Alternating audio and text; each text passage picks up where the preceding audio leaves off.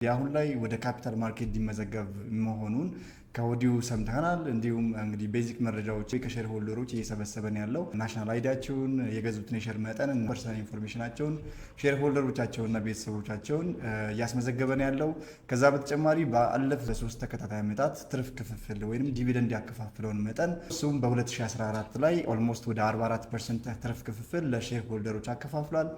እንግዲህ 2015 51% ኦልሞስት በተወሰነ ፐርሰንት ከፍ ብሎ ትርፍ ክፍል ወይ ዲቪደንድ አከፋፍሏል ማለት ነው። በ2016 ማለትም ባለፈው ዓመት ወደ 45% ትርፍ ክፍል ዲቪደንድ ለሼር ሆልደሮች ማከፋፈሉ ይታወቃል። ይሄ ማለት 45% ማለት 1 ሚሊዮን ኢንቨስት ያደረገ ሰው ወደ 450 ሺህ ብር ትርፍ ክፍል ወይ ዲቪደንድ ፕሮፊት ማርጂን ያገኛል ማለት ነው።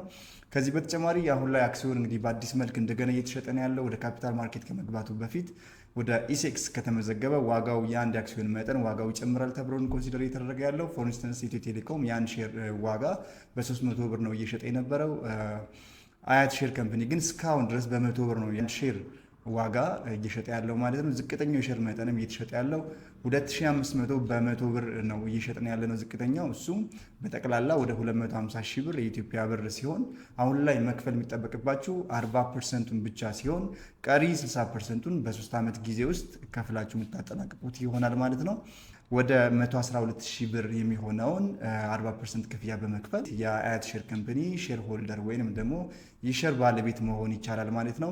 እንግዲህ ከወዲሁ በጣም እየተሸጠን ያለው መመዝገብ የምትፈልጉ ሼር ሆልደር ወይንም ደግሞ ሼሩን መግዛት የምትፈልጉ ሰዎች ከስር በምናስቀምጥላችሁ ስልክ ደውላችሁ መመዝገብ ትችላላችሁ።